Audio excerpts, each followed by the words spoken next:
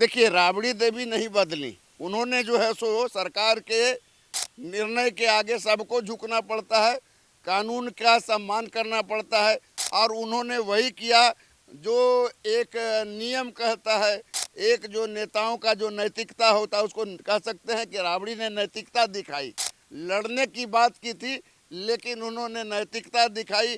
उन्होंने जो है सो अपने आप को उस घर को छोड़कर नए बंगले में जाने के लिए तैयार हो गए। बिहार की पूर्व मुख्यमंत्री राबड़ी देवी ने सीएम सम्राट चौधरी को एक पत्र लिखा है और पत्र में इस बातों को अवगत कराया है कि लालू प्रसाद यादव की तबीयत खराब है, राबड़ी वे आवास में रहने के लिए 1 महीने की मोहलत दी जाए, और जिस 39 हार्डिंग रोड को राबड़ी देवी नहीं लेना चाहती थी, लालू परिवार उस बंगले में नहीं रहना चाहते थे, आखिरकार उस 39 हार्डिंग रोड को लेने को राबड़ी देवी स्वीकार हो गई हैं। लगातार बिहार में कई महीनों से बंगले और सुरक्षा पर सियासत और राजनीति हो रही थी, और 15 दिनों का जो अल्टीमेटम राबड़ी आवास का राज्य सरकार ने दिया था वो समाप्त हो गया। उसके बाद देखिए कि आज राबड़ी देवी ने पत्र लिखी है। हमारे साथ वरिष्ठ पत्रकार हैं, संजय वर्मा जी हैं,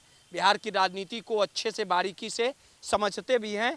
आखिर संजय वर्मा जी, राबड़ी देवी जिस 39 हार्डिंग रोड को नहीं लेना चाह रही थी, आखिर उनका मन कैसे बदल गया? आखिर 39 हार्डिंग रोड को लेने को तैयार कैसे हो गई? और जिस बंगले और सुरक्षा को लेके जंग लड़ी जा रही थी, सब कुछ बदल गया, पूरा माहौल ही बदल गया। देखिए, विवाद का जो विषय था आवास का, ये बिहार में ही नहीं पूरे देश के अंदर आवास का जो आवंटन होता है, उस आवास के आवंटन में सत्ता पक्ष के लोग विपक्ष के लोगों के साथ मनमानी तरीके से पेश आते हैं, और वो बिहार में भी हो रहा है। इसमें कोई नई बात तो है नहीं। अब रही बात कि जिस आवास में लालू यादव राबड़ी देवी रह रही हैं, उस पर एक लंबा विवाद हुआ। विवाद होना भी स्वाभाविक था कि जब वो आवास कैबिनेट मिनिस्टर रैंक के लिए आवंटित था, तो उसको तो राबड़ी देवी पूरा कर रही थी। राबड़ी देवी बिहार विधान परिषद में विपक्ष की नेता रही, उसके पहले बिहार की पहली मुख्यमंत्री रही। उस नाते उनको वो आवास दिया गया था, उसमें तो कोई परिवर्तन नहीं आया। लेकिन सरकार ने तय कर लिया कि उस आवास को हम उनसे खाली कराएंगे। अब खाली कराने के पीछे सरकार की मंशा और मकसद क्या रही, ये राजनीति का विषय है, ये राजनीति का मामला है। लेकिन अब जो बात आई कि राबड़ी देवी खाली करने के लिए तैयार हो गई हैं, उन्होंने 1 महीने का मोहलत मांगा है और कहा है कि लालू जी अस्वस्थ हैं। इसलिए दरअसल है क्या कि जो आवास आवंटन किया गया है, तो आपको पता है कि एक ही आवास में, हालांकि तेजस्वी यादव को अलग आवास नेता प्रतिपक्ष के नाते प्राप्त है, लेकिन जो परिवार है लालू परिवार, लालू राबड़ी परिवार, वो सब इकट्ठे एक ही आवास में रहते आए हैं। तो उनको एक समस्या होती थी कि कैसे कैसे एडजस्टमेंट किया जाए।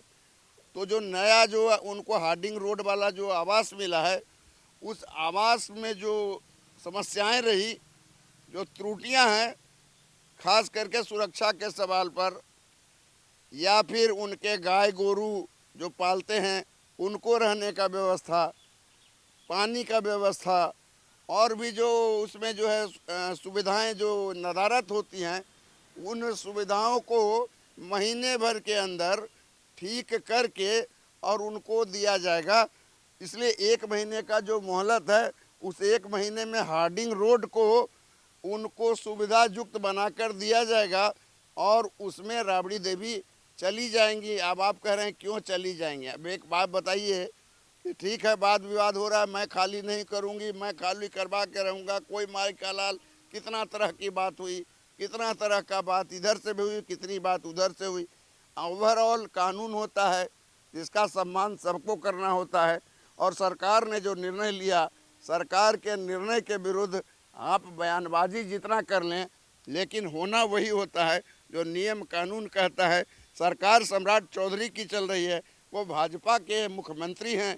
अब आवास में क्या नीति अपनाई जाती है, इससे तो कोई छुपी हुई बात नहीं है। आवास वही है, दुल्हन वही जो पियामन भाई के तर्ज पर। यहाँ अनेक लोग हैं। नीतीश कुमार जी को आवास मिला हुआ है, संजय झा को आवास मिला हुआ है, उपेंद्र कुशवाहा को आवास मिला हुआ है, जीतन राम मांझी को आवास मिला हुआ है, और भी लोग हैं, ज्ञानेंद्र सिंह ज्ञानू हैं। कितने लोगों का नाम बताएं। आखिर उन लोगों को जो आवास मिला हुआ है, तो वो बिहार में विधानसभा के न सदस्य हैं, न विधान परिषद के सदस्य हैं, फिर भी उन लोगों को आलीशान कोठी मिला हुआ है, आलीशान बंगला मिला हुआ है। और फिर भी जिस सर्कुलर आवास में लालू राबड़ी परिवार 20 वर्षों से रह रहा था, उस आवास को जो खाली कराने की बात आई, तो आप जानते हैं कि जो अब व्यक्ति 20 साल मतलब 2 दशक तक एक ही आवास में रहा हो, उसका उससे भावनात्मक लगाव हो जाता है। और कुछ लगता है ऐसा, जब कहीं जाने लगते हैं तो ऐसा लगता है जैसे उनका कुछ छूट रहा है।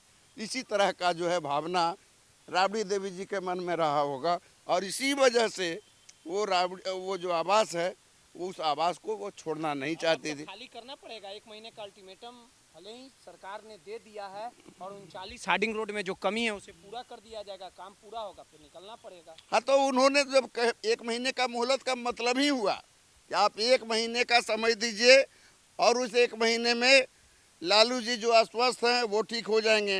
हार्डिंग रोड में जो आपने बंगला आवंटित किया है, उस बंगले को दुरुस्त कर दिया जाएगा, चुस्त किया। हार्डिंग रोड नहीं लेना चाह रही थी, आवास नहीं लेना चाह रही थी, सिरे से नकार रही थी राबड़ी देवी, अब क्यों बदल गई? देखिए, राबड़ी देवी नहीं बदली। उन्होंने जो है सो सरकार के निर्णय के आगे सबको झुकना पड़ता है, कानून का सम्मान करना पड़ता है, और उन्होंने वही किया जो एक नियम कहता है। एक जो नेताओं का जो नैतिकता होता है, उसको कह सकते हैं कि राबड़ी ने नैतिकता दिखाई। लड़ने की बात की थी, लेकिन उन्होंने नैतिकता दिखाई, और वो नैतिकता के आधार पर बहुत कुछ होता है, बहुत सारा चीज़। लेकिन राबड़ी की नैतिकता इसमें स्पष्ट दिखती है कि उन्होंने राजनीति में जो नैतिकता नाम की चीज़ विलुप्त हो गई है, उस नैतिकता के कारण उन्होंने जो है सो अपने आप को उस घर को छोड़कर नए बंगले में जाने के लिए तैयार हो गई। चलिए, सीधे तौर पे वरिष्ठ पत्रकार थे संजय वर्मा जी, उन्होंने साफ तौर पे कहा कि आखिर राबड़ी देवी जिस 39 हार्डिंग रोड को नकार रही थी, सिरे से खारिज कर रही थी, नहीं जाने की बात कह रही थी, और आखिरकार 15 दिनों के अल्टीमेटम